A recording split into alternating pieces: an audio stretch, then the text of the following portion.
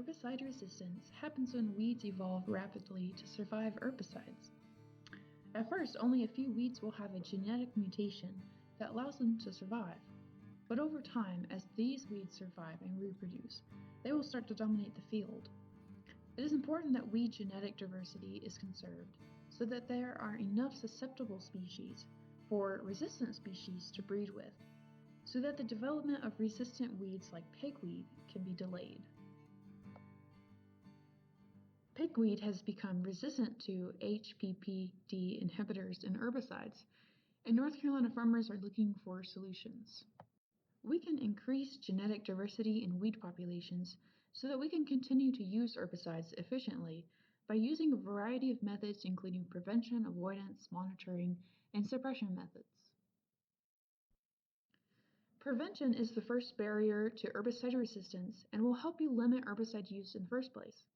Strategies include preventing new species of resistant weeds from arriving on your property by purchasing certified weed-free seeds, compost, and manure. Also, building up your soil health and field diversity will create a more balanced agroecosystem. Building your soil health is one of the most important things you can do to prevent resistance, because what is happening below ground is just as important as what is happening above ground. A healthy soil has a high diversity of microorganisms and roots that interact to create a more balanced system in which one plant, like pigweed, is less likely to take over. A healthy soil has a system of checks and balances. Another way to prevent weeds from resisting current viable herbicides is by using the 80 to 20% field to non-field strategy to promote genetic diversity. Pieces of land in which fields or within fields that are not sprayed or mowed allows herbicide-susceptible plants a place to take refuge and continue to breed. Lastly, pressure wash equipment, even boots between fields. This is a great way to prevent weed seeds from spreading. If you have a field with lots of resistant weeds, lots of pigweed, use that equipment on that field last. Avoidance methods include planting cultivars with genetic resistance.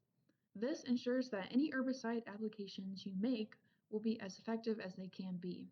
Avoid applying too much or too little herbicide using precision agriculture, and select a lower risk herbicide, which will be less damaging to the genetic diversity of weeds.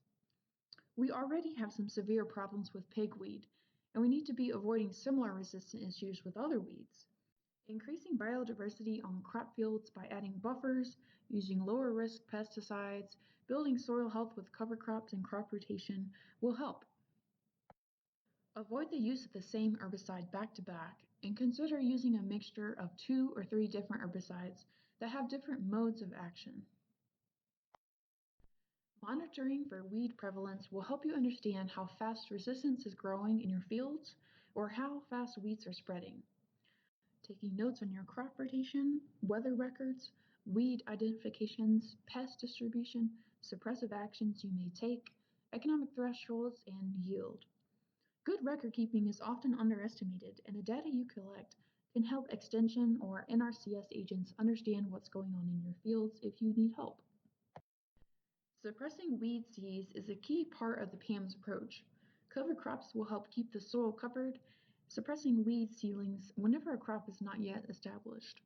Narrowing your row spaces to reduce light hitting weed seeds while increasing the spaces between seeds in the row will promote yield and keep in more soil moisture. Herbicides are last resort, but if used correctly, can be very effective. Cover crops will also help shade the soil until it's time to plant, but make sure they are thoroughly killed before planting, or else they will become a weed themselves. Check out Sayre's free downloadable booklet, Managing Cover Crops Profitably, for more information. Use legumes sparingly if you have an infestation of pigweed. Legumes will increase plant available nitrogen in the soil, and pigweed will steal nitrogen from its surroundings, even more than it needs, to ensure its survival. If you don't want to use herbicides to kill the cover crop, you can use a flail mower or roller crumper. You can plant straight into the dead cover crop, depending on what kind of crop you have and your timing. This is where an extension agent or the Sayre cover crop manual will come in handy. One thing that we have noticed with the pigweed is that the more legumes you have, the more nitrogen in your soil, pigweed eats that up, and the pigweed actually grows and gets stronger with more legumes in the cover crop. So maybe introducing a little bit less legume into your cover crop mixture is a great way to keep the pigweed at bay. And the way that we kill our cover crops in our no-till system is that we use a flail mower. And the flail mower, instead of your sort of typical rotary mower, it lays all the cover crop down on one spot. And so you don't get all this sort of discrepancy of where the cover crop's going. It all gets laid down perfectly. And the flail mower we use, it makes it this really fine, beautiful mulch.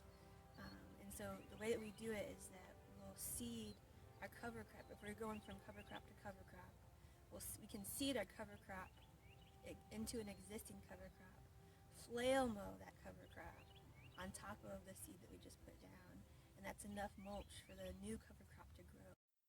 For organic systems, tillage can be a major tool for dealing with weeds. The vine cultivator will attack emerging weeds before the crop starts to emerge. A rotary hoe is good to use when the crop is small, and the hoe cultivator works with a small or large crop but won't attack weeds within the crop row. The fast cultivator works with a medium to small sized crop and will throw soil onto the base of the plants, covering emerging weed seeds. All of these methods involve time and money, something farmers have limited amounts of. Luckily, in our great state, we have some incredible resources for farmers. Call or email NC State Extension, NRCS, the Center for Environmental Farming Systems, or the Carolina Farmer Stewardship Association for help creating a plan to handle pigweed or weed resistance. Thanks for watching.